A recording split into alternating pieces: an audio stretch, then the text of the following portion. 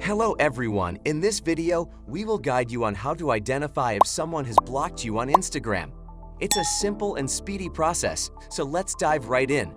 Firstly, open the Instagram app. The primary and easiest method is to tap on the messages icon at the top right. Send a regular message and you'll be able to check if it's been read. Swipe left to see if the recipient has viewed your message. If it consistently shows as not seen, it's an indication that they may have blocked you.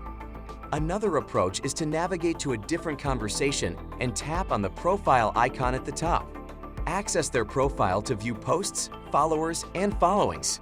If everything appears blank upon refresh, it suggests that this user has blocked you. If a profile shows no posts, followers, or following, the user has likely blocked you.